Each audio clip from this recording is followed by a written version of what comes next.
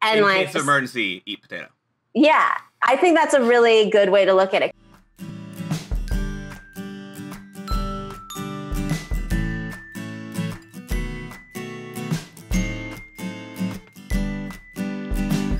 Let's be best friends. Hello, I'm Cole Sauer, and welcome to Let's Be Best Friends, a podcast where I talk to people that I barely know and try to convince them to be my new best friend, because in times like these, who needs enemies? My guest this week is avid cat mom and recently famous Twitter comedian, Cassie Cao. Cassie, how are you doing?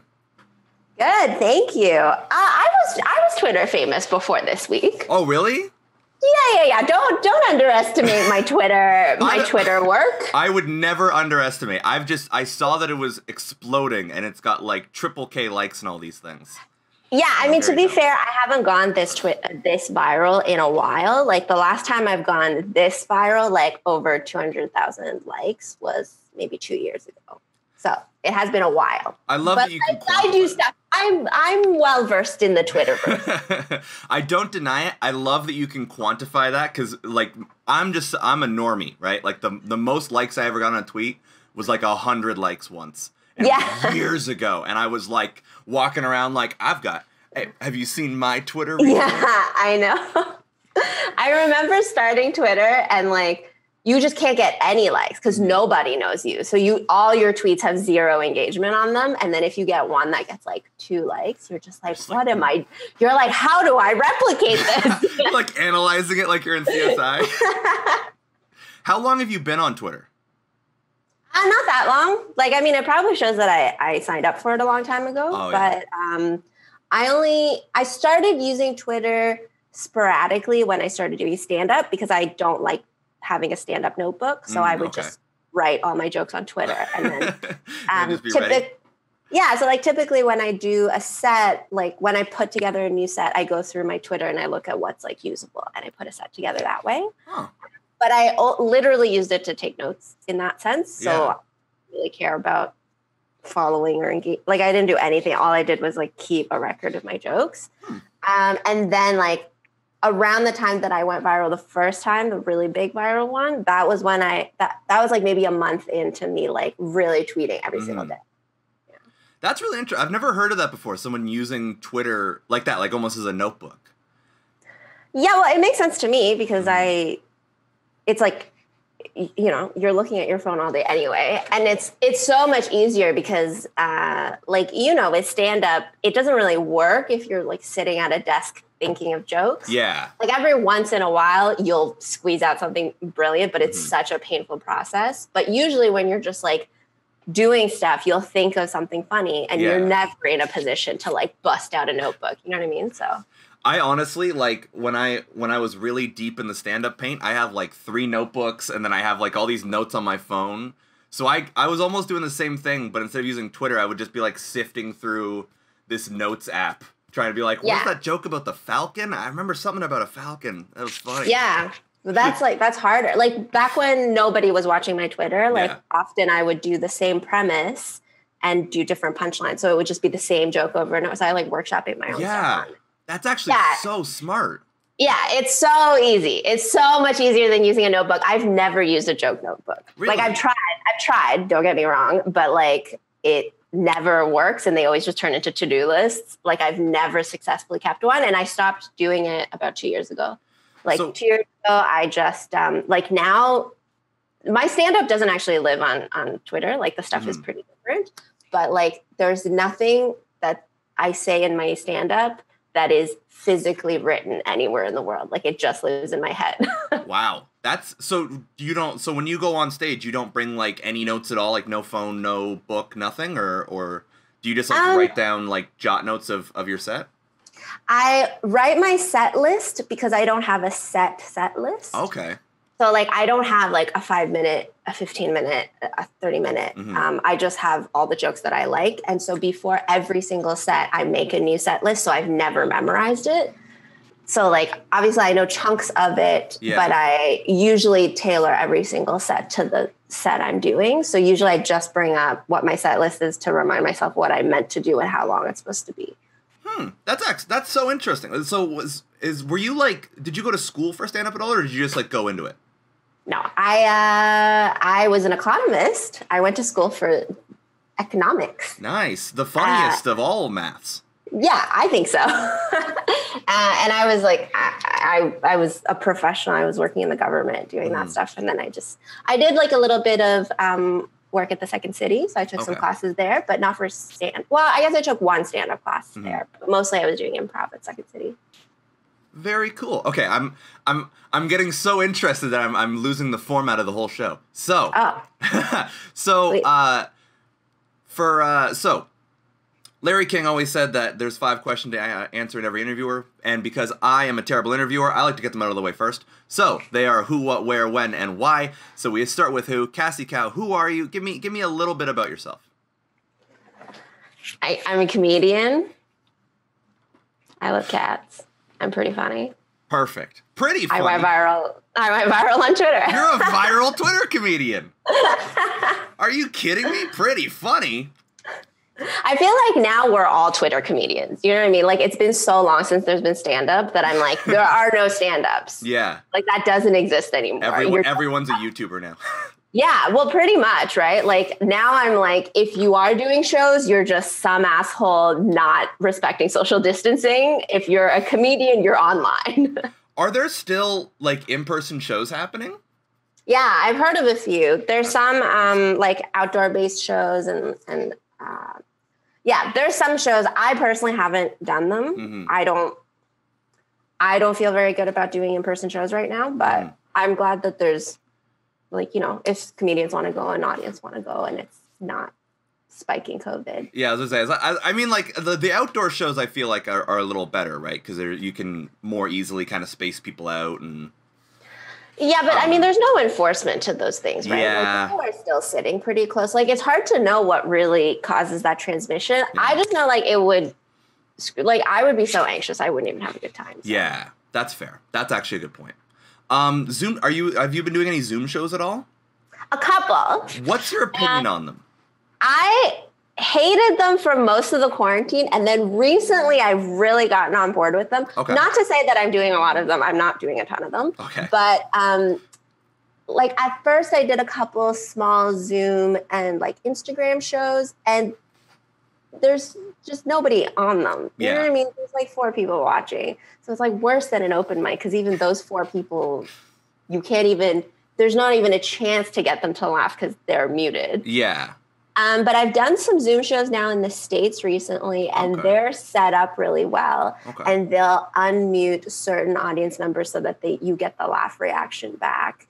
And they're just like organized really well. And now I kind of like them because normally I would never get to be on the same show as like a lot of like these cool American comics or just like people that are geographically not available to me. And so that's been actually quite nice. And I've now gotten really on board with them. Nice. And I think that they're a much better alternative to in-person, even like outdoor comedy, like people doing rooftop comedy and stuff. I'm like, well, you might as well just do the Zoom show. And then, you know. I feel like people did get like a bad taste in their mouth from the early Zoom shows because none of us knew what we were doing, right? Like everyone was just kind of like shooting in the wind and seeing what worked. And I think you're right. Now people are starting to get a better hang of it. They're starting to become because the early Zoom shows, like I would go in on the Twitch channels just to like kind of support people, and I would be watching. I'd be like, oh, this is awkward. Yeah, there's also something to say about like the material that you do in person. It's still just a little different online. Just like you adapt your comedy to Instagram and you adapt your comedy to Twitter, but like still the Zoom show isn't a perfect one-to-one with stand-up. Like the type of material I do on Zoom shows are still slightly different. Like they have to be a little bit more conversational, a little bit less on like surprise, you know, because it doesn't translate as well if it's not in person. Yeah, the punchlines don't really hit because there's like a chat rather than an audio response, right? Well, like I said, some of the Zoom shows I've done now have an audio response, like they have laughter coming back at you. But I just mean like you're not connecting in the same way as if you were in like a comedy space, right? That's why there's also so much discussion about different types of comedy space layouts and like why Absolute is better than some other club venues and why it's difficult to do shows that are outdoors and stuff like, and daytime shows and non-bar shows and stuff. Like that environment really affects how you receive that comedy. So the online environment, similarly, like you have to adapt your comedy to it. Do you think that you are more, I guess, attuned to that environment because you've done all your jokes through Twitter and like you're kind of already in that social media space as opposed to the more traditional like pen and paper comic? Well, I'm also a pen and paper comic. Like when it wasn't the pandemic, I was going out to do shows every single night. I don't think so. I don't think I'm particularly good at Zoom shows or anything. My comedy, like if you follow me on Instagram, my comedy there is like very different than what I do in person. And same with Twitter. My Twitter content is also very different than what, like, I think if you want to be a successful comedian, you have to be able to tailor your material for the medium that you're given. So I don't know. I've never done like live, like streaming type things before either. So I don't think I'm particularly good at it. I just know that you can't just take one thing and drop it into another medium and expect it to go amazing. Did you do anything specific to learn? Like, was it just a trial and error thing, or did you just do like research on other lives, like to know how to tailor your jokes for Instagram or for real life and things like that? Well, no, I think like everything in comedy is just you have to be receptive to feedback. So that's the same with stand-up. Like you try your jokes until you figure out what kind of jokes work in a stand-up environment. And then you do more and more of them, and then you squish them together so you have a longer set. But like same with Twitter, like you just tweet a bunch of shit and then you go, this one got 2 likes, whereas everything else got 0 likes. What is it about this one? Yeah. And then you try to recreate that, and then that one will get 5 likes, and then, and then you just figure out what people like. Just in a lab. Yeah. I mean, I think that's the whole thing with comedy. And that's why it's such a cool, like work, because you're serving what the audience wants. I think that's like what's nice about performance. So for what I normally do, what do you do? We know you're a comedian, but so how do you get from economist to comedy? Like what got you on this path that you're on? I mean, I get asked that question a lot, but like realistically, I just did it. You know what I mean? There's not like a super sexy story or anything. Yeah. Like I liked comedy. I heard about it from reading Tina Fey's Bossy Pants. I thought Second City sounded real dope. And I found out there was a Second City in Toronto. So I moved here. I did some classes. Then like years went by when I did classes and I did my job. And then I stopped doing improv. And then I continued to work my job. And then I started doing stand-up. And then I continued to work my job. And then one day I quit my job and I continued doing stand-up. And then I haven't had to go back to get a job yet. So like, I mean, that's like where I'm at right now. But like working. It could change. It could change anytime, I'm always aware that I'm a very little amount of money away from going back to getting a job. So, were you like a big comedy fan before you got into it, or just read the book and you were like, that sounds cool? No, I mean, I didn't know. I don't know. Like I grew up in an immigrant family. Like we didn't have television for a super long time. My parents don't know about comedy. Like we were really poor when I was young too. We would only go to the movies once a year. But like, I didn't know any of it. Like when I went to university, like I would watch some stand up if it would come up online or whatever, but it wasn't like a huge thing in my life. I just liked it. And also like when I say like the Second City, like it wasn't at the time, it wasn't like that big of a thing, what I mean? It was a much smaller deal.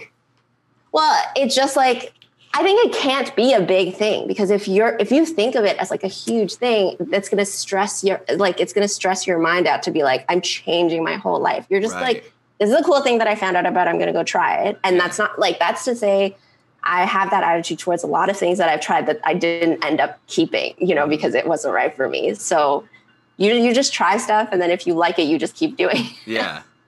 I think it's actually really interesting you say that you can't, if you have too much, like, I guess, like, you're too invested in it, then you will. You're going to start stressing, you start losing hair over it. Yeah, of course. I think that's really interesting. Where was your first show? Do you remember? Yeah, my first show was at Absolute at Eglinton. Oh, doing the Pro-Am? No, it was at the time I was an improviser and I was doing all improv at the Second City. And then I took one of their like stand-up 101 classes. Okay. And in that class was Brian Millward. You know Brian Millward? I think so. He's a really funny gay comedian. And Okay. he and I were in the same like cohort group. And at the time, this was like years ago, the graduating show for the class was a show at Absolute where we got to like meet Ryan and like he would tell us about like how the club worked and how to get into the pro-am and everything. Cool. But it was stacked with like everyone that we invited. Like it wasn't a nighttime show. It was like just for our class. So like everyone, it would be all of our like friends and family and just everybody who loved us. Mm-hmm. And it was packed, like the place was packed. And so it was like the most amazing show because you couldn't bomb in that environment. Yeah, everybody for sure. Loved you. So yeah, that was my first show. What a great environment for a first show to have. I think that's such a cool idea that they do, to be like basically your own private room to just have people who will support you. I think that's really cool. Yeah, like it's both cool and not cool because then after that you go eat shit for 3 months and you're like, oh, I guess I'm not a genius. That is true. It does set you up a little bit. But I will say, like, a lot of people ask me if it's worthwhile to take stand-up classes, and I say absolutely not. Like, I absolutely don't think it's worth it to take any kind of classes. But at the same time, like, I do understand one of the scariest things about doing comedy is actually going up on stage. And for me, I don't think that I got that much out of the class in terms of, like, how to write a joke or whatever, because you really have to figure that out on your own. Yeah. But for example, like making friends with Brian, and there are a couple other people too that like now unfortunately have stopped doing stand-up, but like at the time we had a really nice little group together and we did all of those things together and like agreed to meet every week to write and then like set it all up together. Like doing with other people, like a designated group did really help. Because I do know like going, like after that, I just went to open mics on my own for years and that is a really lonely feeling, right? Yeah. Like that spot before you're good and anybody wants to be friends with you and before you feel comfortable to approach anybody else to be friends with, there's like a really big gap where you're literally just showing up to eat shit and then you're too embarrassed to talk to anybody and then you go home. And that's a really lonely gap to go through. I think every starting comedian, if there's any starting comedians who are listening to this podcast, they'll immediately feel that same rock in their stomach that I just got, where I am getting like non-flashbacks to going to open mics. Yeah. So when did you start? I mean, I guess I started improv like 5 years ago. Okay. And then it's kind of nebulous. Like I took that stand-up class pretty early on to when I was doing improv, but I didn't make that switch. Like it was a really slow, really gradual switch. And I've quit my job, like my day job, since 2.5 years ago. So like somewhere between the first 2.5 years was when I made that transition. Yeah. So like in the grand scheme of things, you've only been doing full-time comedy for 2.5 years. That's like amazing. Yeah. Thanks. I mean, yeah, congratulations. Because there's some people who go, 10, 15, 20 years or whatever, and they can never, quit their day job, which, so. Yeah, although, like, in the spirit of, like, everybody being really self-aware and talking about their privilege and all that, I don't want anybody to listen to this and think, like, I was just so talented and was able to do it. Like, there are lots of factors that went into me being able to quit my job, and a lot of it had to do with financial security. Like I worked a really good job before. I was being paid a lot of money for being a single person. Yeah. And that's because like I had really good education. I had my master's degree. Like, you know what I mean? Like lots of stuff went into that. So that when I quit, first of all, I quit with a lot of money, but then also like I quit also knowing that I could get my job back if I wanted it. Yeah. Not like that exact one, but I had a lot of confidence in being able to find work in my professional field. Yeah.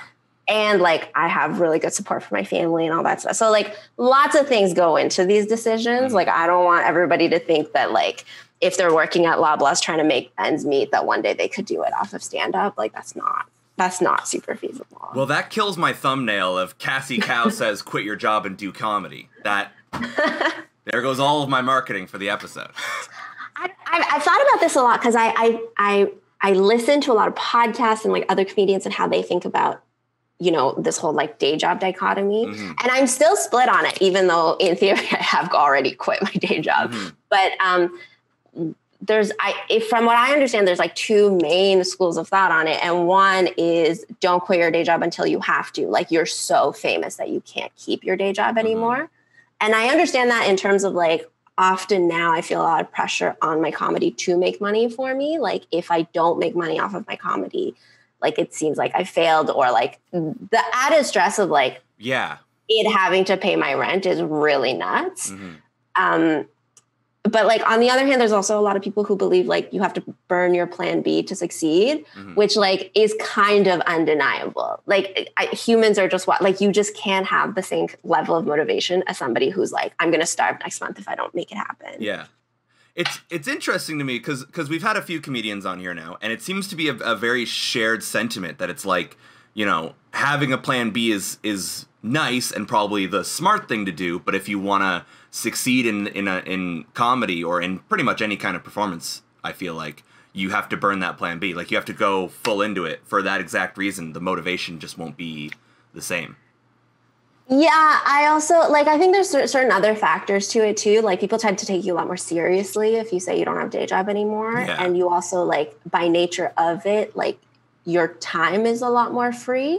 So, I mean, for the first while that I quit my day job, I had no work. I was essentially, like, completely just unemployed. It's not like I immediately had comedy to move into. Yeah. But then if somebody is like, do you want to do one gig at, like, 11 in the morning? Like, you are available. You're not like, no, I'm stuck at Loblaws or whatever, So there's, like, certain things that make it worthwhile. But I do believe that it depends on your own personality, and it depends on, like, what kind of day job is available to you. I know some people who have really sick day jobs that are, like, really tailored to that kind of lifestyle, and people who have, like, so much anxiety that they are not able to create if they're worried about not being able to pay their bills. So I do think that that's a really personal choice. Yeah, of course. And that just comes, like you said, it's a very personal choice. It comes down to just the individual at that point. But I also mean, I just mean also, like, burn your plan B seemed to work for me, but I don't want everyone to be like, that's the way to do it, and then be Cassie Cao says burn your plan B. No. You heard it here first. You heard it here first. So we've covered who, what, where, when, and who, what, where, and when. For why, I like it to be nice and big and hard to answer. So I always say, why do you do the thing that you do? So I guess to kind of circle in on it, like, so you had a nice day job, you went into improv because it seemed like a good thing to do, and now you're in comedy. What about comedy made you go, like, you know what, like, I don't need to, like, you have a master's degree. You spent a lot of time getting your education to get a really good job, and now you are making people laugh. Like what is it about it that keeps you going? Well, certainly there's a lot of it. And like, I like on two parts, like I want to say I really do believe in comedy. I like to call it capital C comedy. I heard this from Pete Holmes and it like really stuck with me. Like I really believe in capital C comedy and like working to achieve that. Like, I really think that's a net good force in the world. And I really believe in spreading joy and laughter and relief and all those things. But on another, like maybe more practical point, like I think something that's really had a long, like, you know how we said before, like, you know, you try a lot of things, but like most things don't end up sticking. Yeah. And like, one of the reasons why I think comedy has stuck with me for so long is like maybe more practical in terms of like, it really suits the kind of life that I want to be living. Like, I think that the portion of it that's around like contract work and self-employment and like I make my own schedule, like it gives me a lot of control over what I want to do. Nobody can tell me what kind of jokes I can and can't do. I personally am like, I'm not as fearful of rejection, and I'm much more interested in having new opportunities come up all the time, whereas other people value stability a lot more. So I think that there's a lot of like logistical aspects of the business of comedy that suits my life much better at this moment. And that has made me keep wanting to do it. Yeah. So have you always been like that, where you prefer to kind of, I guess, be your own boss in that sense and be able to kind of be more freeform with your schedule? I think so. I think that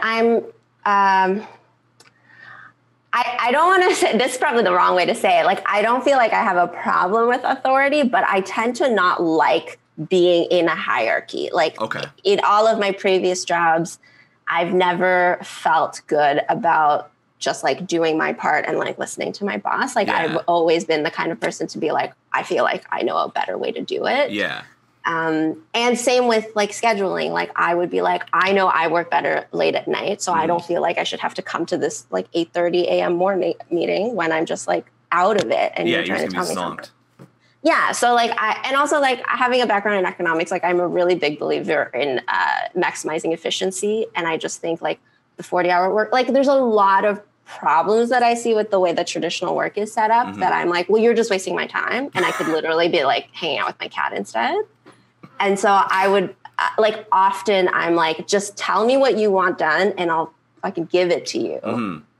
And then that's it, you know? Yeah. And I think like self-employment is really the only avenue where that's really possible for me. Yeah. You need a very specific kind of manager to be the kind of person you can tell them to fuck off and they'll just be like, oh, I bet I'll see you in an hour.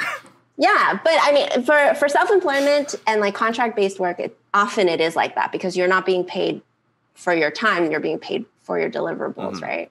But then also, I don't know, like I think that's also getting more and more common in like the tech industry and like industries that are a little bit more innovative towards like organizational theory and stuff like that. But well, they say that that's where the future of jobs is, right? Is through people being like self-employed and what do they call it? The entrepreneur the gig economy. Gig economy. That's what they call it. Yeah. Yeah, the gig economy right now is being used in like not a very nice way. But I think, I don't know, I have a lot of big ideas about how the economy should be structured. But, you know, most of civilization has not agreed with me. Do you think that all of us being in quarantine right now, and especially with the artists and people who all have all this free time now for not having a day job, do you think that's going to make the gig economy more of a thing? Like, do you think it's going to change how it's been working? No, I don't think so. Okay. I think that everyone being in quarantine, the only thing that's happened is that people have a lot more time to examine how poorly our governments are being run. Okay. So there's like a lot of civil unrest just because people have more free time, which you'll see across history is always the case whenever people are the poorest and the freest. That's why governments like high employment rates, right? Because you don't have time to think about how bad they're doing. Damn, that's such a good point. Yeah. What I really think, though, is like going through this period of low employment and like high uncertainty, I think more and more people are going to have less tolerance for uncertainty, and they're more and more going to be looking for situations where they have more jobs, like income stability. Interesting. And some people might look for it in the terms of getting work, but I actually think a lot of people will be looking for it in the areas of like universal basic income and welfare programs and things like that. Interesting. Which I hope that's true. I'm a big supporter of UBI. Not that I don't think it's flawed, but like I think as a general concept, that's something we should be working towards. So you think it's just less flawed than the system we have now? I think all of these things, like I don't see them as a dichotomy. Like I would see them as like an extension of the way that we're moving. I love when people say super smart shit on my dumb comedy podcast. It makes me feel so much better about what I'm using our time to do. No, I'm happy to do it. I'm honestly so starved to talk. Like, I don't talk to anybody. Perfect. And Penny's so sick of me now. She does not care Penny's like, about my ideas. So anytime there's an opportunity to talk, I'm like, I'm here for it. I love the idea of you sitting with your cat and like giving them a TED talk on UBI. Like just being like, and Penny, so if you see here, the Canadian dollar's been going down. Yeah. She loves it. She's real smart now. She's got her own master's degree. I was gonna say she's already smarter than I am because I'm the kind of person who reads the news and I'm like I think I agree with that, but I'm not gonna read too deep into it. Close tab, open Twitter. Like fair. I mean, Twitter, like I learn a lot of stuff on Twitter though. Like I feel like people always think that Twitter is just like a lot of negativity and stuff, but I think that really depends on what you're looking for on Twitter. And certainly I read a lot of takes that challenge the way that I think on Twitter. And of course you can't stay on Twitter because then your mind will blow up. Yeah, it's just to melt a little bit. But like whatever ideas I think are interesting, like that's kind of your responsibility to look them up later on other sources. And I've learned a lot from that because you don't have access to a lot of different perspectives just in your own life. You know? I think that's like the biggest thing about social media is that a lot of people will complain about it being like super negative or you know like a thought bubble or whatever. But it's all about, you know, social media is entirely shaped by the user by design, right? Like regardless of algorithms or whatever, like it comes down to like I follow like X, absolutely. Y, and Z because like they have taught me this, and that, and I think it's interesting. I want to learn more. Yeah, absolutely. Like I always find it strange when people are like, "Oh, Twitter's always doom and gloom," and like Instagram is all like it makes me feel bad because I'm comparing with other people, and I'm like, okay, well, the only people I follow on Instagrams are like cute cartoons about mental health. Like you can do whatever you want. Whoever's like tweeting shit that makes you feel bad, just block them. Like that's fine. Just keep the block button strong. Yeah. So let's get into what we're doing today. I always ask here on Let's Be Best Friends, I like to make the guests as comfortable as possible, and so I always ask what they want to do. And you said painting your nails. Do you want to talk a little bit about why that was the one you wanted to do? I've been waiting for it forever. I think it's really like great self-care stuff to do anyway. And I love my nails. I'm not that good at painting my nails or anything, but when I was young, I used to bite my nails like really severely, like really, really poorly. And then when I was like 22, 23, I met this girl. We were doing a summer program together and we became really good friends. And she was like obsessed with giving me manicures, even though my nails were like embarrassingly short and bitten and gross. Yeah. And she like every like 2 days, she would come to my apartment. We would make dinner together and she would do my nails and she would and she would like yell at me if I bit them. And I was so, well, you know what I mean? Like I was so embarrassed that I just like really, I didn't do it that whole summer. And then my nails grew back and then I've taken such good care of them since then. And that was like so many years ago. And this is like one of the proudest things I've ever done. I was the same way. I've bit my nails since I was like a really little kid. I have a lot of really bad, because when I have like really bad ADD, and it went most of my life I didn't get any testing for it. So now as an adult I have all these like little twitches, and one of them has always been biting my nails. And I painted my nails for like a stream once just because I thought it'd be like kind of fun to do. And I realized I was like, oh, I haven't bit my nails in like a month or whatever. And I was also worried because obviously the way that I look, I'm like this big, you know, gruff, deep voice looking dude. But then if I paint my nails, I was like, oh, there's going to be all these people, like, not that I care about people's opinion, but they're just going to ask me questions. It's going to be annoying. Yeah, I understand that. But it's only like 1 in 10 people. I was actually shocked. I think society has evolved more than I gave it credit for. I also think the thing with living in Canada is like when people judge you, they talk about you behind your back, which I'm like, it's fine. Which is lit. In my face. Love that. Yeah. Love that. Tweet about it, you know, I've had literally, of all the people I worked with, I've had one manager who tried to make a joke about it, and I just stonewalled him really hard, and I felt so good about it. Yeah, that's so good. He was like, no, who cares? I was like, yeah. It's so fun. And then also, you spent like a good 45 minutes, like making it all perfect. You're not going to next day go and like fuck them up. You're going to be like, no, I worked so hard. These got to last for at least 3 or 4 days. I always feel so bad because like I'm still not used to having them painted. So like I don't bite them, but I use my hands a lot. And like I still like, you know, where I work, I'm always like lifting stuff and like trying to use my nails to get tape off and stuff like that. Yeah. So the next day I'll look at my nails and I'll be like, fuck. No. This one thing that did really help me is like, just like how much I love my nails. Like I look at them all the time. They make me so happy. I think they look so like delicate and feminine. And I just like, whenever I feel really good, then I'm like, okay, well, I'm not going to bite them because I like them so much. Yeah. Mine comes from a deep-seated hypochondria. I'm like, if I bite my nails once, I'm going to die. Oh, wow. Okay. This doesn't say non-toxic on it anywhere. I'm going to die. That's it. One lick, gone. Okay, well, I mean, we might have to shift that around a little bit. Okay, so I got this new color from our lovely non-sponsor at Shoppers Drug Mart, Cabaret with Bay. Do you actually use the gel thing, or did you just get that? This is just the brand that I use. Yeah, but do you like the shit. gel? Okay, because the gel nails, like you actually have to have like a UV light to make them work. Wait, really? Yeah. So,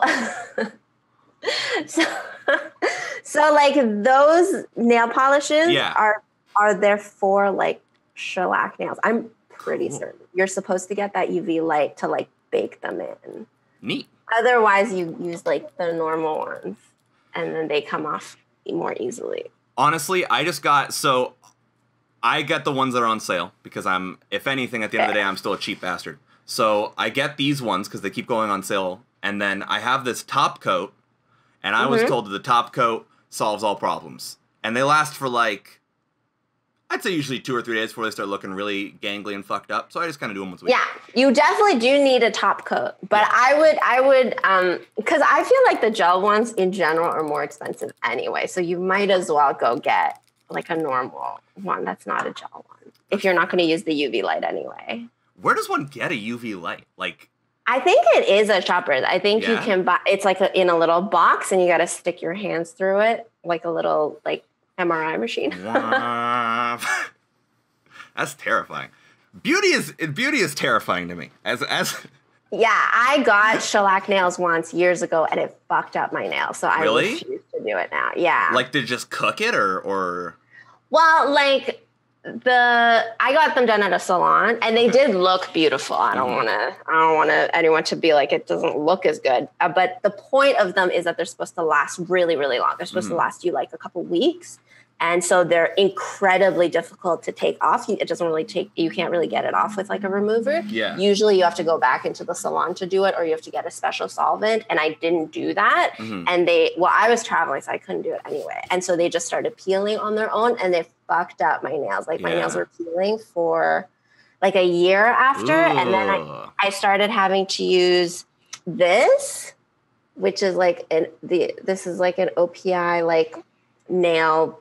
It's like a base coat, but it's not a base coat. It's just like it gives you nourishment to your nails. And I used this for a year to get my nails back to like a normal, like so that they wouldn't peel.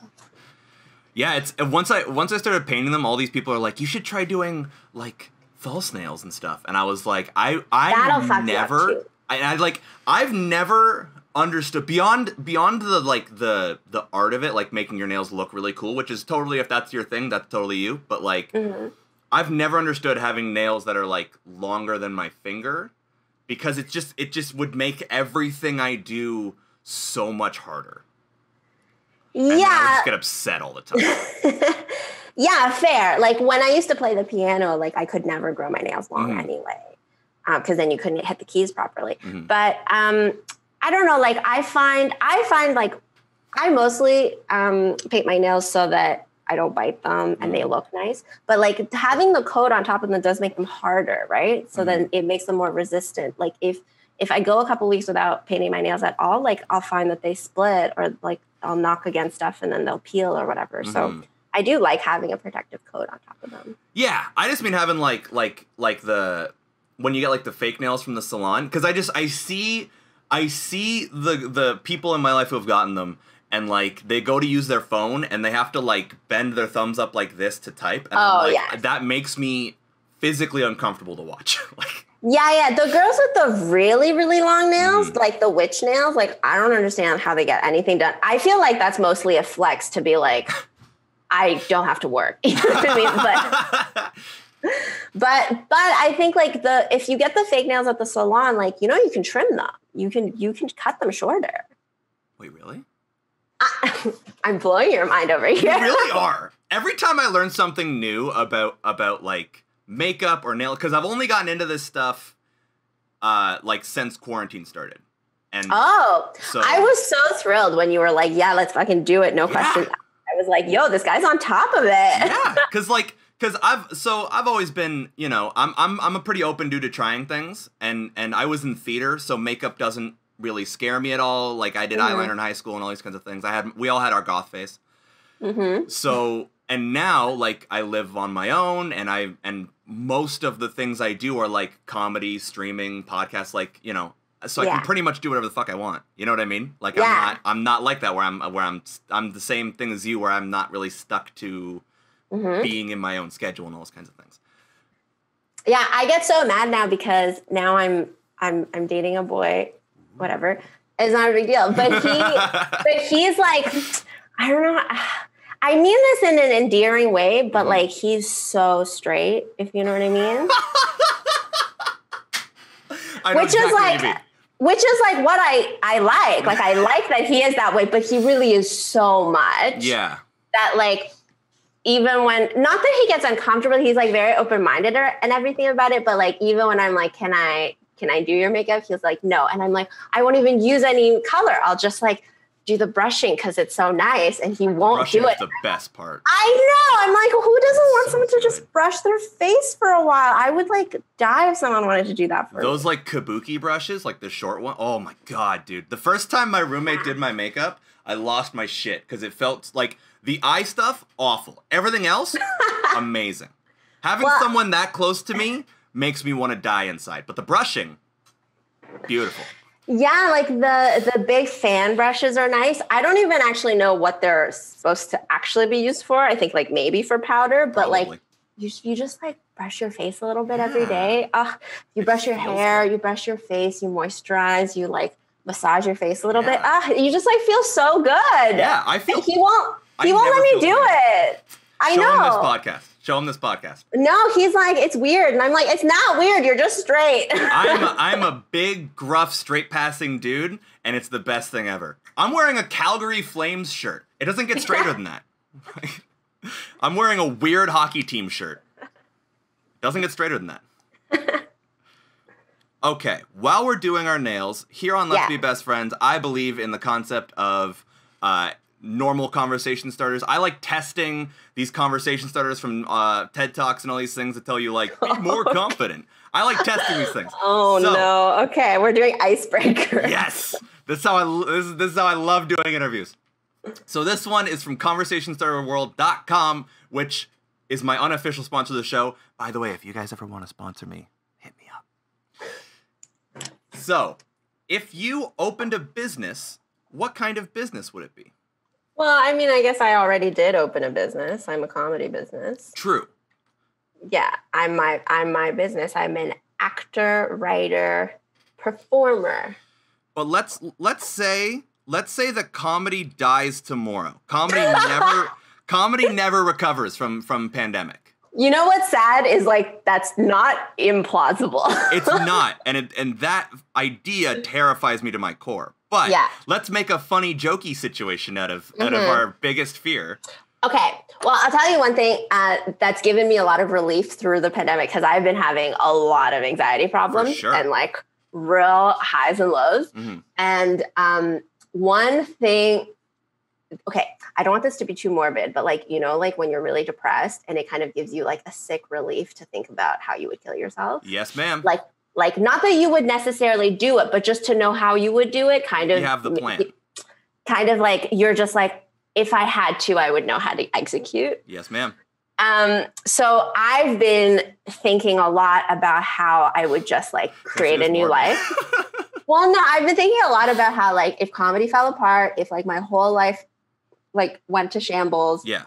Everybody I liked hated me. I got canceled. What I would do, like what my like full escape plan would be. Yeah. And I've concluded, I think I'm going to take Penny with me and I'm going to move to Halifax. Nice. And I would get like a small like condo apartment type of situation. And then I would go and either work in, or maybe I would start like a little flower shop. Nice. Have you ever been to Halifax? Yeah. Yeah? I grew up in the Maritimes. Oh, really? Where'd you grow up? In the metropolis known as Moncton, New Brunswick. Holy shit, my family's from Moncton. What? That's true? Yeah! I've never met anyone else from Moncton. What school did you go to? I did like elementary school there. I grew up in the GTA, but my dad's entire side of the family is all from Moncton, and I'd go every year in the summer. Oh. Holy shit. Yeah. When I was in high school and they were asking, like, they were doing, like, the tests of where you wanted to go to college, I always said I want to go to University of Moncton, even though I would have had to learn to speak French. My dad was a prof at the University of Moncton. Really? Yeah. That's so cool. Holy shit. Now he teaches at the University of Ottawa, but his first teaching job was in Moncton. That's why we lived there. That's so cool. So were you born in Moncton or did you just grow up there, like moved around kind of thing? No, I moved around a lot. I was born in China. Oh, really? Yeah. Cool. So do you have dual citizenship or visa, or how's that work? You can't. Like, China doesn't let you. Oh. So you have to renounce Chinese citizenship if you want another one. Damn, China's so intense. To put it very mildly. Well, China doesn't have an immigration policy. Like, oh, really? This is like it's always like so strange to me how little people really know, like how little North America knows about anything outside of North America. I am an ignorant way. And to be fair, like, I only know because I'm Chinese. Like, I also, like, there's nothing in any of our school systems or any of our media or any kind of rhetoric that you would come into contact that would tell you. But, like, if you think about it, like, there are no Chinese immigrants. Like, the Chinese immigrants that are here that are from China, but there's no, like, white immigrants in China, if you know what I mean. Yeah. There's no one that's, like, been a naturalized Chinese citizen the way that I'm a naturalized Canadian citizen. Like, there's no process for that. Like, if you're a white person in China, you just, like, are perpetually there on a visa. I was going to say, do you just rock up and just no one asks any questions?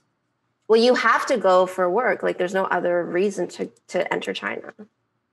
Like, unless you're an investor or you're there on a work visa, like, there's no other visa class to go to China on. That's crazy.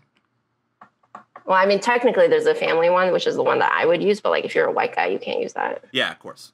I just gotta marry a Chinese girl, and then my dream of living in China will finally be real. Is your dream to live in China? No, here's the thing. As an ignorant whitey, I had know very little about China, but I think I've always wanted to go just because I love history and I love the idea of going everywhere. And I feel like a lot of people sleep on going to China. China's really pretty from all the pictures I've ever seen. And there's definitely, some questionable shit that goes down. But I mean, that's the same as everywhere, right? Yeah, that's what like drives me nuts about like Western rhetoric is how the only thing you really learn about China in the Western world is how bad China is and how like terrible they are with human rights and everything. But I think it's pretty clear that if you look at what's going on in the United States, that like it's not like human rights are thriving in the United States. Yeah, that's just people not looking beyond their own little bubble, right? Yeah. And I mean, that's not to say that like there's amazing stuff going on in China, but like it's not like it's going anywhere better anywhere else. Yeah. And also, I think the thing that's really short-sighted is like China's so racist, but in a way that still benefits white people. Like white people have such a good time in China. People just give you shit in China. If you're a white man, like I always say this to my boyfriend, like he's blonde. And like, if he went to China, he's set. He's a superstar. Oh my God, people would just like give him stuff. Like it would be crazy. I had a friend go there to teach English in like rural China. And she was a girl and she just like, before she went for like unrelated reasons, she decided to dye her hair blonde and she wasn't naturally. And she went there, she went to a small town too, where like they've even less seen white people. And she said there was this like insane phenomenon where she would go out and everybody would try to ask her to hold their baby so that they could take a picture of her, just like a yellow haired woman touching their baby. That's crazy. And she's in so many people's like baby pictures now that she had to come back and like re-dye her hair, like undye it or whatever. Man. I don't know how hair dye works. I wonder how that plays like in 20 years or whatever. Like you're a kid, you're looking through your baby photos, and you're like, "Who's that?" And they're like, "I don't know, Jane." Like, yeah, but like you have to think about it in terms of like China only opened to the rest of the world in 1990. That's like not that long ago. Yeah, those like most people that are still living in China remember a time when they've never seen anyone other than a Chinese person. And that's the same as if like we suddenly lived in a world where we've never seen Black people before. Like you wouldn't know how to react. Like it would like absolutely blow your mind. Like that's what a lot of those people are like, right? Like they've just never seen a white person before. And in China, like they're always being told that like, I mean, I don't want to speak for China now because I haven't lived there in so long, but like in general, the race rhetoric is very similar to the one everywhere else in the world, which is like white people are better, black people are not as good. Yeah. So like you're always just being told like white people are so like good and rich and virtuous and all that. Like, I don't think it's good in terms of like they're good people, but good in terms of like they're richer, they have more access to things, they can like give you opportunity, like things like that, or like they know more stuff than we do. And if you see a blonde haired person, like it really like breaks their brain, you know? Yeah. And like when I was in China a couple of years ago, I was hanging out with I have a friend who's German and he came to visit me in China. And he's just like so handsome, like so classically handsome. He like his face is just angles, if you know what I mean. Yeah. He's like he's blonde. Yeah, he's he's like tall and blonde and handsome and just like and really shy too. He like looks really sweet and nice. Aww. And we were going on the Great Wall. I was taking him there in Beijing, and like all these girls would just stop us so that they could take a picture with him. And then they would like dump their boyfriends and be like, you take this picture. So like all these boyfriends were just taking pictures of their girlfriends, like posing with my friend. I got to go to China. Yeah, it's really good to be a white guy in China, especially like a blonde person in China. Like you get a lot less respect if you're like a darker white person, you know what I mean? Like if you're like from Spain or like Italy or whatever, like that doesn't matter as much. But if you're like Norwegian, shit. I got blonde roots. I can so much stuff. I can get out of the sun for a couple weeks. I'll get a little paler. I used to when I would go back to China, I used to just like hang out with American expats. Like I would just find them in like English speaking forums and stuff, mostly because I wanted to speak English with people. But we would just hang out with these like young, like 20-some-year-old American men that like didn't give a fuck, and they were making USD in China, which means on the exchange rate. So they were making a full salary in USD, and then on the exchange rate, they were making 8 times that money. Yeah. And then they would just go party because they had nothing else to do in China, and I would hang out with them, and like their lives are nuts. How do you speak Chinese then? I guess so, right? Because I'm assuming your family does. How good is your Chinese? Not super well. No, like passable. Like, you know, like if you want to ask me directions, or if you're just like someone in a grocery store, like I could chat with you a little bit, but like first of all, I have an accent. Okay. Like if I speak in Mandarin, you can tell that I wasn't like, it's not really perfect. I guess that makes sense. It's like any other language, right? Well, I guess it's different too, because I'm from Shanghai, and Shanghai has its own dialect. So I speak Shanghai dialect at home. So I don't really speak Mandarin at home. So I learned Mandarin just like because you have to, and also my grandparents don't speak Shanghainese, so I like learned a little bit of Mandarin when I was little to talk to them. But like if I talk to my parents, like realistically, if I talk to my parents, I speak in English. But like if I had to, I'd speak in Shanghainese, which is what we speak. So I don't have an accent in that. But then my Mandarin is like a step beyond that. So it's like a little warped. Yeah. So do you speak French at all?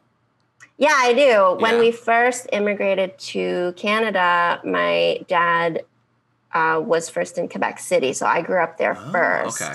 So I learned French before English. Like I didn't learn English till I was like 8 or 9. Oh, really? That's actually really... So English is your third language? Yeah. That's crazy. Man, good for you. Shit. I always... It's so funny to me when I'm talking to someone who can speak multiple languages, because it's just not something that a lot of people can do.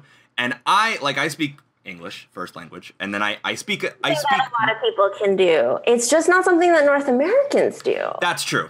Yes, of course. Like Europeans speak 7 languages, and everyone else in the world speaks their language and English. Yeah, that's a very like North American privilege thing. It is. I 100% agree, and that's like so. I love languages. Like when I was in high school, I took like French and Spanish. Like I try, and I was really good at picking it up, and I'm just lazy as a human being. So I have like conversational French, and especially going back to Moncton all the time helped, because half the population is French. And we would drive through Quebec. And so like whenever I go back to New Brunswick, because my parents live there now, so whenever I go back, we drive. They live in Moncton? Yeah. Well, they live in Do you ever do stand? Oh, in Riverview? Our favorite Chinese restaurant was in Riverview. What's it called? It was called, I don't know if it's there anymore. It was called Silvery Moon. Do you know it? That place is dope. We loved it. I don't know if it's still there, but that place is dope. We would like drive across to go to Riverview to eat there, like on like special occasions. Yeah. That's so funny. I've never met anyone who's ever, because like every time I go like, oh yeah, you know, like my family's from New Brunswick, everyone's like, oh yeah, I don't know anything about New Brunswick. And I'm like, yeah, fair enough. Like, it's where the airport is. Like, I hear there's like really good stand-up there now. There is. There's a whole scene there now. Yeah, and I really wanted to go tour out in the Maritimes. I just like, well, now you can't anymore because comedy's canceled. But like, also, it's really expensive to tour in the Maritimes because it's so much traveling. Yeah. That's unlike the way that I've seen people do it is they have to have some kind of a connection. Like they have to have someone with a car or something like that. So you're not like renting a car, staying in like 6 different hotels and stuff like that. Yeah. Because people don't know, like the Maritimes is like small population, but there's like to get from New Brunswick, so Moncton would probably be like one of the first stops, and then to get to Halifax, that's like a solid 10-ish hours. Like that's like a solid drive. It's not 10 hours. You don't think? Between Moncton and Halifax? No. Maybe 6. You can definitely day trip it to Halifax. You could day trip it. I'm thinking, let me Google. Yeah, let's Google. I've got a computer. Moncton to Halifax. It's only 2.5 hours. Yeah, dude, what are you talking about? See, the problem is, so so I'm a bit of a speeder when it comes to driving. Bit of a speeder. So when I visit my parents, they don't let me drive. Okay. Because my mom doesn't like driving with me because I speed, and my dad doesn't like driving with me because he makes fun of me because I like, he said my dad speeds too, but he says I brake really hard, and I don't think I do. I think I brake normally, and I think he brakes really slow. Okay. I could very well questionable. Be wrong. I sounds could questionable. Very well be wrong. So like when I drive to, so when me and a buddy of mine, he was moving to Halifax, so I helped him drive there because he wanted to do it all in one day. And I was like, you're gonna die because you're gonna fall asleep at the wheel. So let me, I'll go with, because I just like any excuse to go to the East Coast.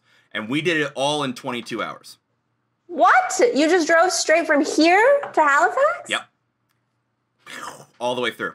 So I took the night shift because he took the first, like the day, because I was like half asleep when he picked me up at like 8 in the morning or something like that. Yeah. Hear ya. And so he drove through Ontario, and then I drove through Quebec because he was really tripped out about driving through Quebec because there's this thing in Ontario where they think that like the Quebecois are gonna like stop them more and give them tickets and shit, which is a myth and it's not real, but whatever. Okay. As long as you can speak like a little bit of French, you'll be fine. Like it's not that big a deal. There's like this weird stigma against Quebec. Okay. So I took most of Quebec, and then he took like the beginning part of New Brunswick from like Edmundston to like Fredericton. And then I took the night shift. So I was like, you know the 1-lane highways in New Brunswick, right? I was just screaming down those from like midnight until like 5 o'clock in the morning. Okay. All the way through with the same Maroon 5 CD playing for hours and hours and hours. Because okay, I don't condone speeding, but okay. No, I don't. If anyone's listening, don't do that. What I did. Yeah, don't do that. It was a bad idea, but at this point, I wanted to just kind of get there. Yeah, I mean, yeah. I don't condone what I did. I was a lot younger when I did it, but so we did the whole thing in 22 hours. So my perception of distance is very skewed because of that. Yeah, that seems horrible.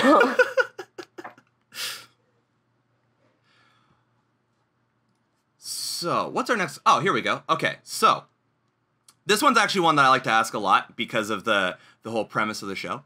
It's from a conversation blog that I found. What's your go-to conversation starter? Oh, that's not fair. You're just throwing it back on me. I mean, it doesn't have to be a good one. The last one I heard was, hi. So, no pressure. Very, very little pressure.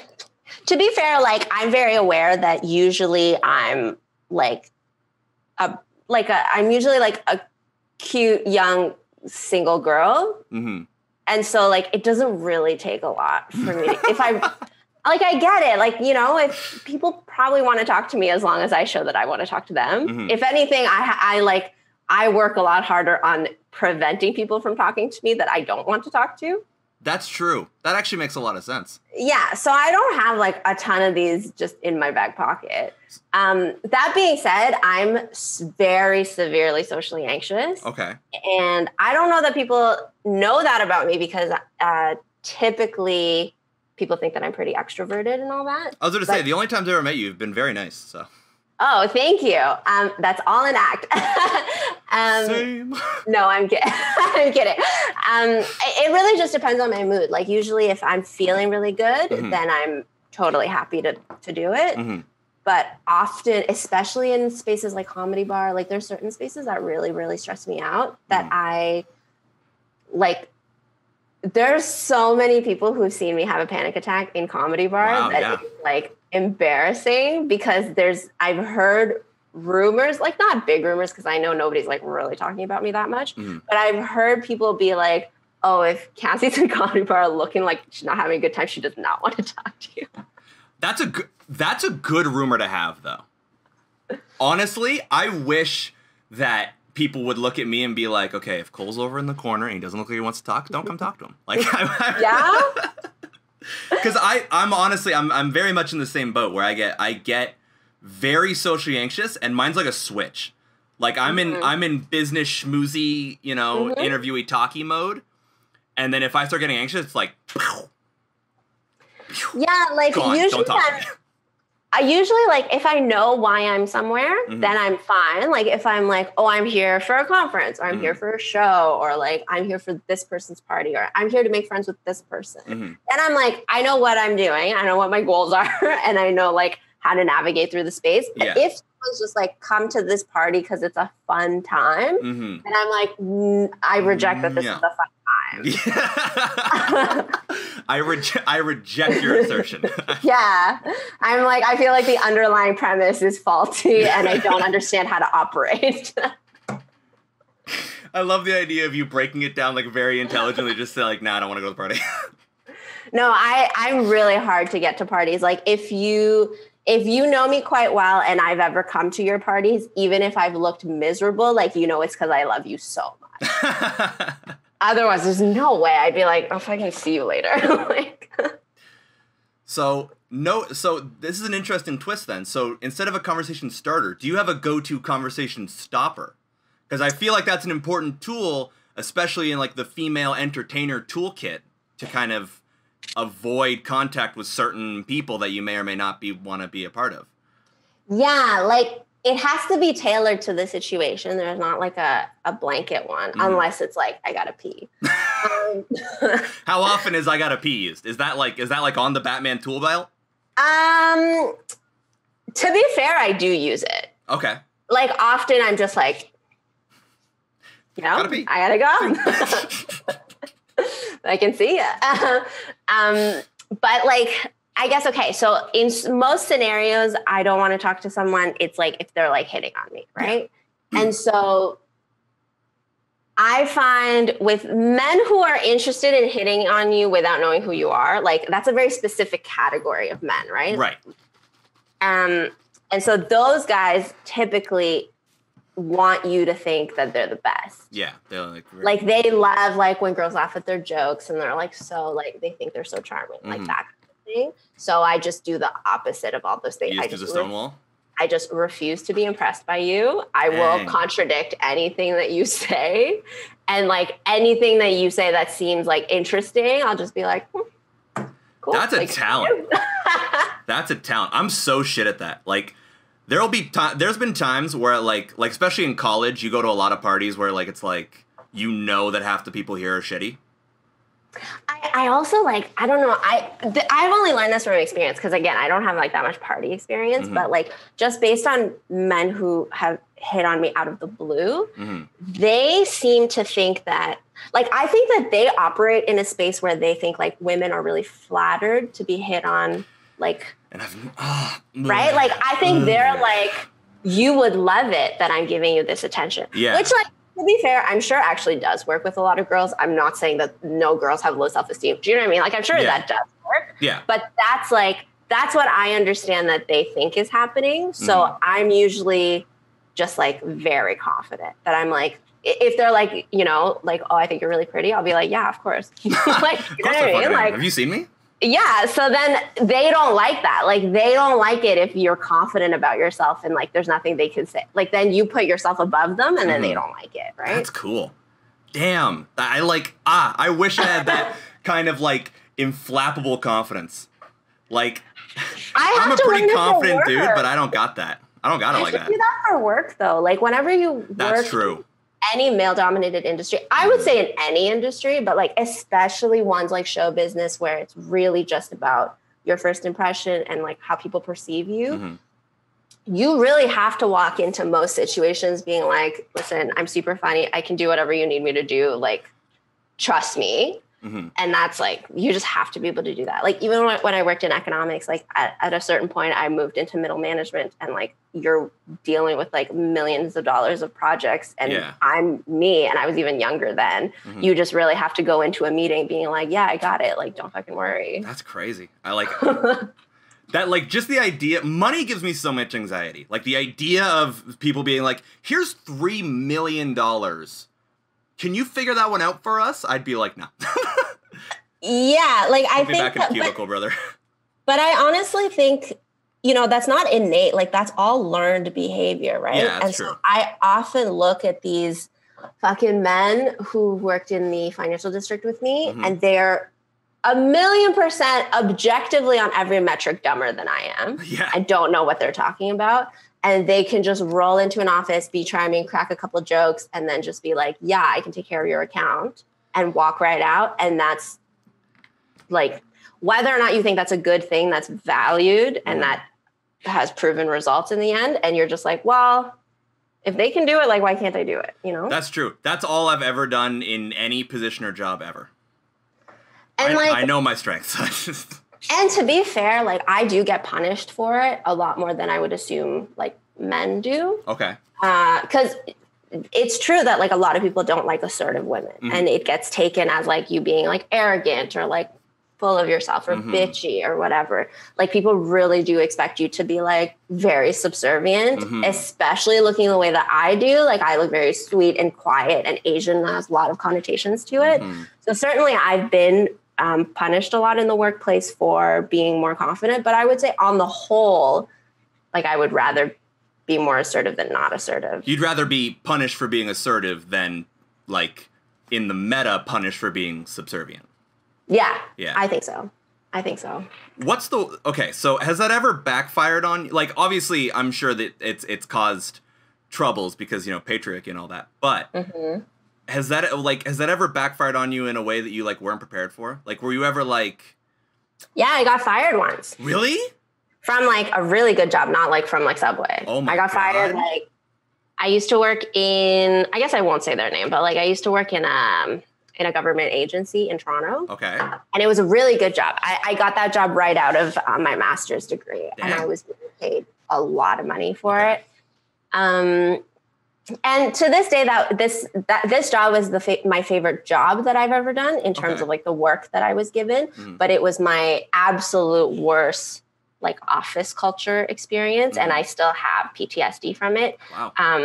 I was in an office of all women, which is rare usually. That is rare. Okay. The very top bosses, like our CEO was a man, but like everyone down, my boss and everyone down from there were all women, and we're all relatively young. And I've never experienced that before because in economics, like, I usually work with all men. I'm usually the only girl. Yeah. So that had never yeah, and in school too, right? When I went through my econ program, it's not like it was very heavily female dominated. Yeah, it's a very male dominated field. Yeah, so like I tend to know how to behave in male dominated work industries, which is a really different dynamic, right? Because if you're a young woman in a full office of men, like you tend to get treated pretty well. Like you might get like looked over for things and like you might not be taken super seriously, but no one's going to be mean to you. Everyone's going to like try to take care of you. Yeah, the culture will be good, even though there's probably like some shit that'll go down. It's not. I mean, I just mean that it's like just a really different dynamic. Yeah. An office of women. Suddenly, if you're in an office with women, nobody feels sorry for you. Nobody, you know what I mean? Like everybody now feels like they're in competition with you. So like, you know, there's a lot of discussion these days about like female on female, like violence. You know what I mean? Just like being nice to other girls, which like, is just it is a reality. Like no matter how much people are like women support other women, like I would love to see it, but realistically, if you live in the world, like female to female competition is incredibly real and very detrimental. Yeah. And so I arrived in this office and I just had never had, like there's never been any time in my life where I've really learned to work very closely in a community of women. I've never learned like you have to compliment each other a lot. You have to like say things in a very like roundabout way to not hurt people's feelings and things. And I'm not saying that to be like those are bad things. Those are just like unwritten rules of how you work with women. Yeah, it's just the dance that you need to learn kind of thing. Yeah, and that, you know, in those types of industries that are female dominated, like you'll know when you walk into those environments, like those are just things that people adapt in order to be able to move through. Just like in male dominated industries, you learn to just like be really blunt and be really confident. You know what I mean? There's certain traits that are valued. And I just didn't know. I didn't know how to. Yeah, you're just young, first job kind of thing. Or first job in the field. Well, I just like didn't know how to operate in a group full of women. Like it just like, and I operated the way that I knew how to work in a group full of men. Okay. And so I would just like not really ask them about their mornings. I didn't want to have lunch with them during the day. If they wanted to come over and help me, I would be like, you know what, I got it. Like, let me look through it first. And then if I have any questions, I'll come back to you. Which like, those are things that are really rewarded in male dominated industries. They don't want you to they want you to be more independent. Yeah. Yeah. And I got really severely punished for that. And so then these girls started spreading rumors about me in the office. And mind you, I'd only been working there for a week. And so they started. This happened in a week?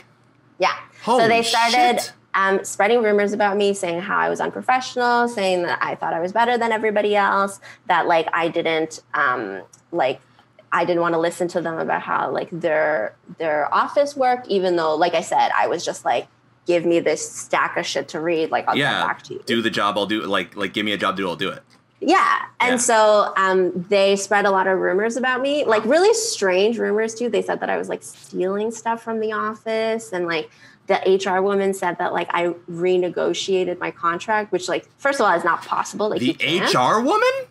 Yeah. Her whole job is to do the opposite of that. So like but like, Jesus. I really think people think that workplaces and governments are very like non-corrupt, but like truly the government is the most corrupt. Everywhere is bad. And so, you know, so then there were like a lot of really strange rumors coming up. Like it was a lot of me clarifying, like, what are my benefits? Like, what am I entitled to? When do they kick in and stuff like that? And she took it, well, because I was so upfront about it. And I was normal just, work shit.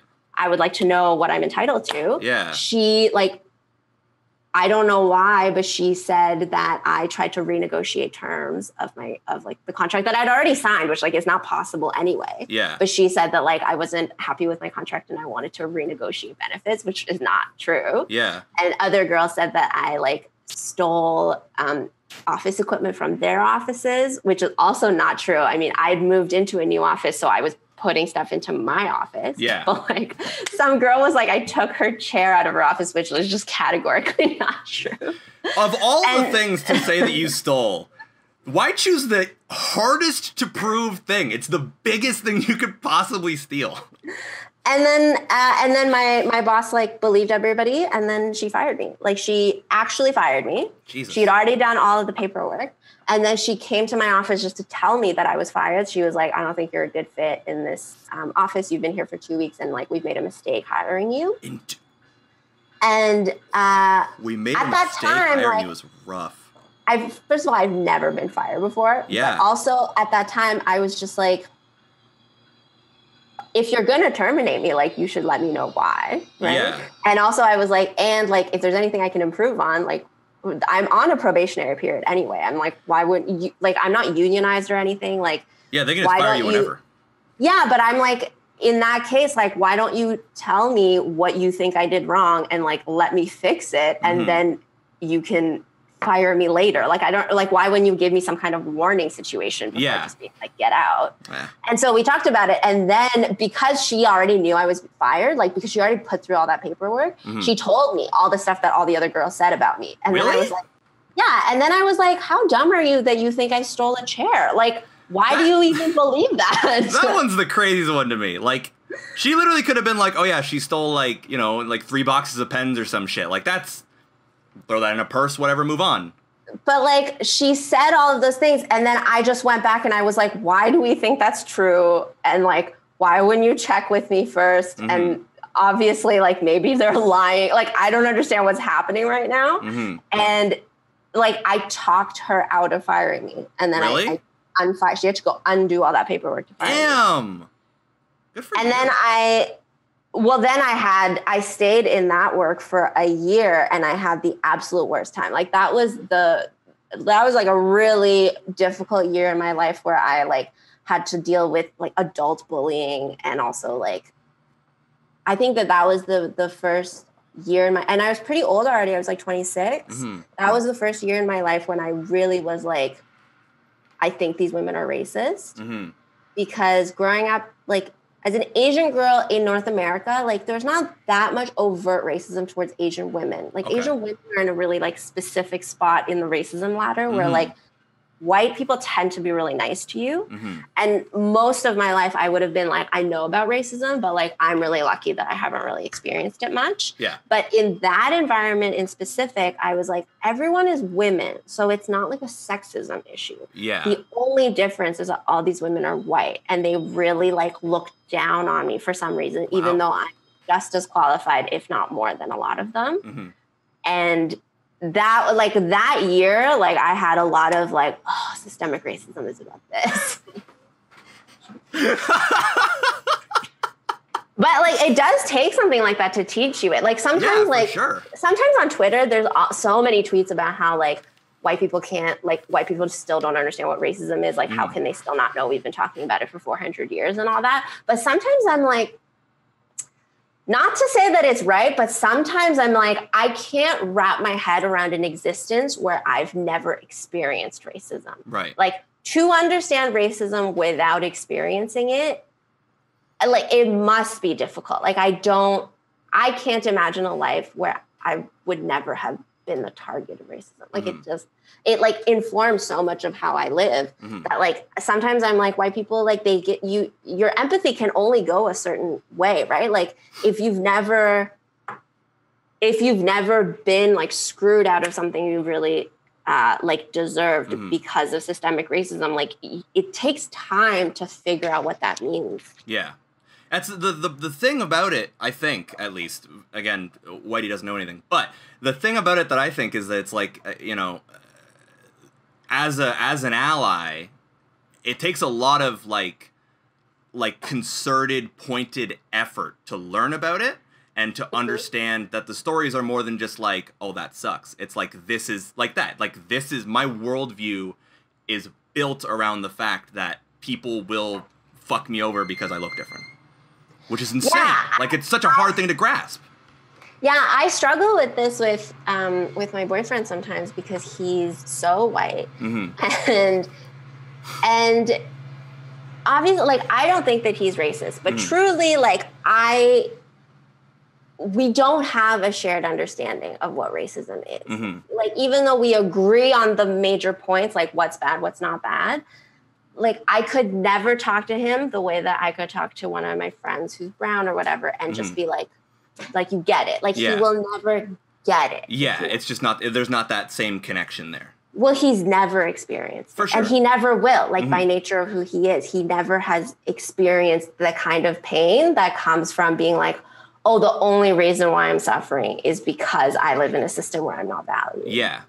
Yeah. I didn't learn about it until I got into a slightly higher position in a job I had. And again, I don't want to name any names either because, you know, they might watch or whatever. But and I remember we were talking about hiring people and we had all this like stack of resumes. And I remember we were like looking through them. And then there was this other pile on the side. And I was like, what's up with this pile? And the manager was like, oh, yeah, these names are just like kind of like long. And I think they might be like ESL. And I was like, but this person's been working in the field for like this looks like a really good candidate. And they were like, yeah, but like you don't want to work with them. And I was like, holy shit. Like, well, there is something to be said for like, I don't know, these are just such complex ideas. Like it's so hard to be like, is it right or wrong, right? Because like there is something to be said for culture fit. Like in a sense, like, yeah, I think those women were racist. But on the other hand, like it was also true that I was not a cultural fit in their office, right? And so I had such a hard time, but they had a hard time with me. And like it's so hard to really isolate racism is the thing. Like that's something that I struggle with a lot, that I think a lot of creatives do as well, because I do think it's really easy to see the world in the lens of racism. And if you do that, then you're like, oh, everyone's racist and all the cards are stacked against me and there's no point anyway. And then it's also really dangerous to see the world through a lens with no racism, like how I was before I went through that job, where I was just like, I hear about it, but I don't really think it affects me. Like that's like the reality for a lot of people of color, is that they think that they're exempt from it. And the truth is somewhere in the middle of that, right? Like the truth is like racism colors some of it, and that other factors color a lot of the rest of it too. And having to hold like multiple realities in your brain at the same time really is just challenging. Like it's not really, like human brains are not really designed to be able to do that very effectively. Yeah. Man, this got heavy. Like, this is all I think about. I can imagine. Especially right now is obviously, it's kind of at the forefront of a lot of conversations. Look at my nails. Oh my God, they look so good. Man, I was going to be like, I feel really good about the job that I did. They look so solid and good. And then yours, different colors and man. Look, they've got sparkles. Can you see that? Oh, I can. Just like a little bit. Oh, man. Yeah, it's real subtle. Oh, they look so good. Thank you. Thank you so much. I really like doing my nails because then I'm like, oh, I'm the prettiest person I know. And then it just like really lifts me up. I like doing yours look really pretty too. You look very badass. Yeah. It completes my whole grungy aesthetic that I'm going for. The I play bass in a shitty cover band aesthetic that I'm going for. Okay. We've painted our nails. We've talked about all the things under the sun. I think we've had a really good time. We have one question from social media, and then the lightning round, and then I'm going to let you go on with your lovely, lovely day. Okay, cool. So our question from social media is, when was the last time that you tried something new? And what was it? Oof. Last time I tried something new. It's so hard to think about anything beyond the quarantine, isn't it? Did you try anything new in quarantine?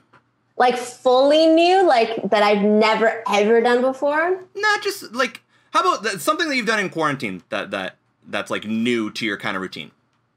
Yeah, I've been doing yoga. Nice. Which is not like new. Obviously, I've done it before. Yeah. But I've been doing it more. I've tried to build it into a routine. I'm not going to say I'm perfect at it. I still don't do it a lot of the time. But I try to follow like the same thing. Like, you know how like normally when you do yoga classes, they like fucking change it on you every single day? So I've been trying to just do just the sun salutation. Okay. And just going through, and then getting like really familiar with it and feeling like I can nail it. So I've just been doing that. I've just been doing a lot of stuff. That's the right way to do it. I think the problem that a lot of yoga classes have and why people don't stick with yoga is because they do like that. It changes all the time. So you never get like that nice stable foundation and you don't get that nice feeling that you're doing it. Yes. You always feel like you're a beginner, which sucks. You always want to feel like you're nailing it. I think it's intentional. My little tinfoil hat is that they do that Tuesday in class. That's my tinfoil hat. Too. I also think the classes are insane. Like that's not like unless you're doing it literally as just like a mindless workout every time, like cool, but it can't be sustainable. Like you're not moving through anything or learning anything or building on anything. Yeah. So I've started, it's going to sound real dumb, but like I've started learning yoga on Instagram. No, that's a great tool. And it works. Like it works way better than YouTube because even though you can put up like a 20-minute class on YouTube, on Instagram, because the videos are so short, what they do is they just tell you like how to do one pose. Yeah. So, like you'll be like, I can't figure out how to not get my knees to bend during downward dog. There'll be little like Instagram like swipe tutorials that are like, if your knees can't touch, like do this many times a day, whatever. And then like over this amount of time, you'll be able to do it. So you can perfect your poses one by one instead of doing a whole sequence class. That's smart. Yeah, I really, really like it. And sometimes I also look at the people doing the much more advanced stuff that like obviously I could never do, but you can watch their little tutorials of like, how did you start doing handstands and like, how do you build enough strength in order to hold like, you know, whatever, like plank type things and like difficult stuff. And then you're like, oh, like these people also just like, repeat this billion times until it's like anything, right? It's all just practice. Yeah.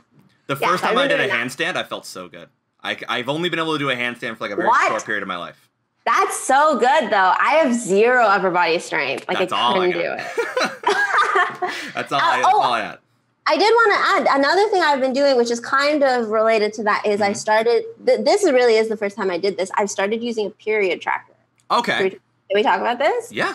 I have really irregular periods throughout my life, like since I was a teen. And so for most of my life, doctors were just like, you have to be on the birth control pill. So I took birth control for like my whole adult life.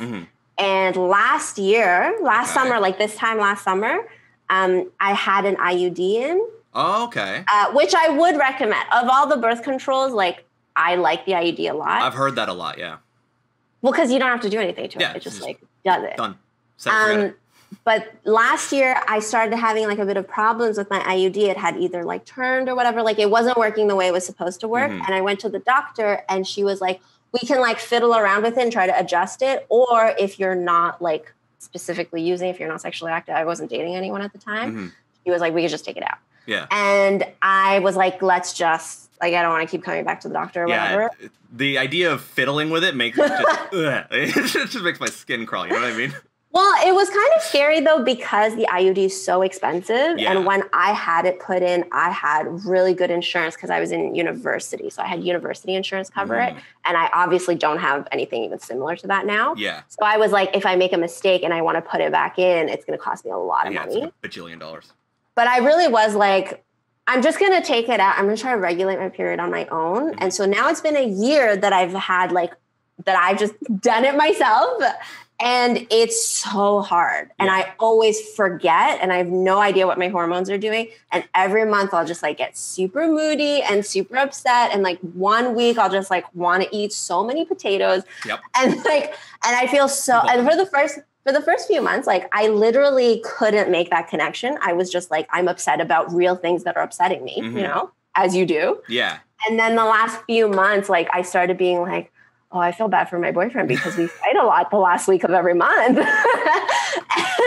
on the 26th of every month, I want to hit him so bad. What's happening? Like, and like it just like got to a point where I started being a bit more self-aware. And so I downloaded a period tracker, and because my cycles are irregular, like I don't know exactly how long it takes. So I've just been putting in like how I feel, not every day, just like when something interesting happens. And then you can see like, oh, this is a PMS period and I have to like be nicer to everybody around me and like take it easy and not eat too many potatoes, but also like eat them if I need them, you know?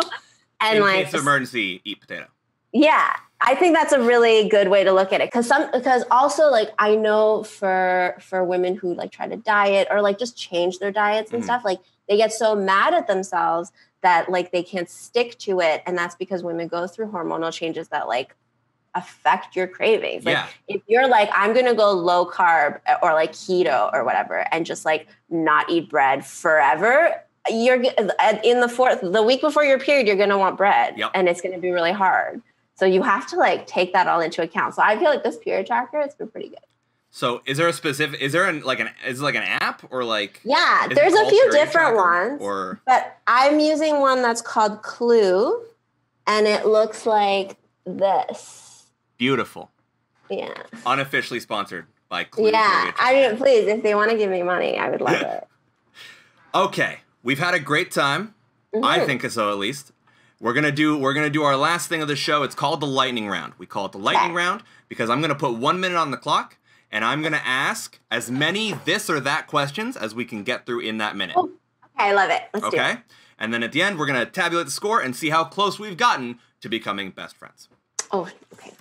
So let me get my 1 minute timer that for some reason I do always forget to get set up. 1 minute is so short. It's so short. But you'd be shocked. I think every time we've done it, we've gotten to double digits, which I did not think would happen. What? I know. Wow. I know. It goes by. It's not as bad as you think. So I just say like which one I want out of the two? Yep. Okay. So I've got my timer. Oh, I'm so stressed out, but okay, I'm ready. I'm like very competitive. Okay. So let me get it all ready. All right. If you're ready to go, I'm ready to go. Mm-hmm.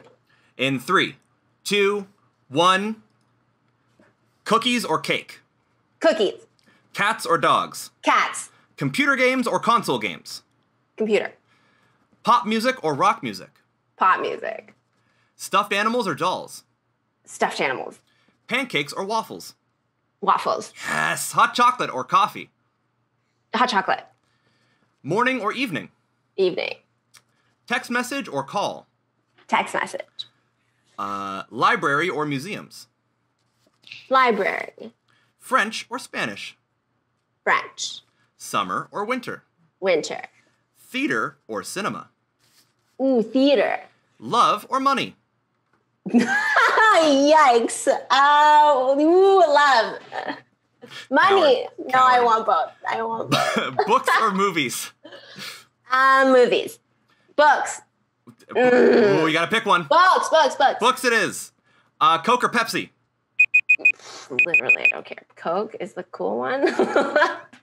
I don't drink it. Such strong feeling. I loved your reaction to Love or Money. That's my favorite reaction so far. No. Okay. I'm going to tabulate the score. While I'm doing that, now's your time. Tell the internet what you're doing, where to find you, what you're up to. Cool. You can find me all across the internet at the Cassie Cao, CASSIECAO. I'm really active on Twitter. I'm pretty active on Instagram. I went viral on Instagram yesterday. Ooh, okay.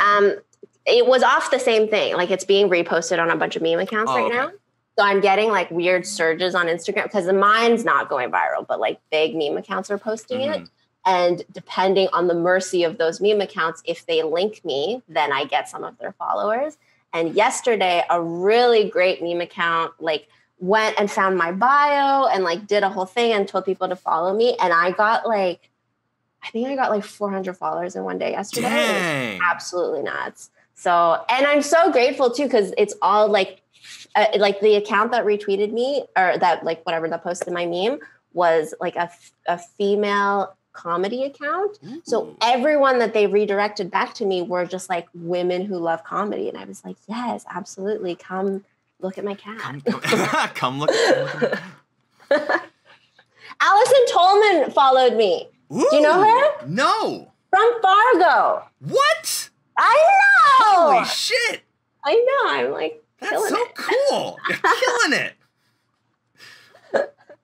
Lovely. Are you ready for the score of the lightning round? Yeah. We asked you some questions. You got the most important one right. I want you to know that pancakes or waffles is how I decide who my friends are. And you said waffles, so you got it right. Okay. You scored a final score of 9 out of 15, which is a passing grade. Yeah, that's not bad. We believe in that. Wait, what are the where did we differ? We differed. Let me go. Cookies or cake is a nice and easy one. All of my branding is cake themed. I don't know if you've noticed this. No, I'm sorry. I don't know your brand. Cats or dogs? You said cats. I have a cat. Computer games and console games. I'm a console game kind of guy. You said computer games, which is totally fine. To be honest, I prefer mobile games. Like, I don't play games. Interesting. See, I can't, for some reason, I can't make that connection. And I think it's just my old boomer gamer mind. During the quarantine, what I was doing for the first 2 months is playing Pokemon Go. Oh, yeah. That was my full-time job, is playing Pokemon Go. But in university, I used to play Portal. You could play, Portal on the computer. Yeah. Okay, I was like, you can play Portal on a phone now? Well, I pirated it. Okay. And it was so funny. Like, I'm really good at video games because I have like a little bit of OCD. Mm-hmm. You know what I mean? Like, most video games are just you try a lot. Yeah, it's just don't give up, keep doing the same thing over and over again. Yeah, and so I don't usually play them, but when I do, I like get real into them. Yeah. And there was a period when I was playing Portal in university, mm-hmm. but I refused to pay for it, so I bootlegged one. And I didn't know this because I've never played it before. Mm. My version, like, you couldn't see through the portal. So it rendered black inside. Oh my God, that's so and I just thought that that's how portals work. And I made my way so far into that game. And I got stuck like so close to the end that I one day like called my friend to be like, just come help me solve this level. Yeah. And he was like, why can't you see through the portals? And I was like, what? You should be able to see through the portal? And he was like, how did you make it here without looking through the portal? That's impressive. I literally can't imagine. I'm dog shit at Portal. So like even thinking about that, I'm like, couldn't be me. Okay. I think we've had a good successful time. Thank you so much to my new best friend, Cassie Cao, for being on the show. And thank you to all of my best friends listening out there at home, however you listen to the podcast. We're working on getting an audio-only version. I believe right now we're just doing it on YouTube. But thank you for liking, sharing, subscribing, all those good things you do. If you want to get a question on the show, we read all comments, tweets, Facebooks, and Instagrams that you post right here at OldKingCake on every social media, on YouTube, all those kinds of things. Let'sBeBestFriends.com. You can see all the episodes that we posted beforehand with all the other amazing, lovely, wonderful guests that we've had. Special shout-outs to Isabel Wing for the intro to our podcast, Let's Be Best Friends, and Seth Feldman for the outro to our podcast. That's all the time that we have for today. So, always remember, your mom was your best friend at one point, so give her a call, and we'll see you guys next week.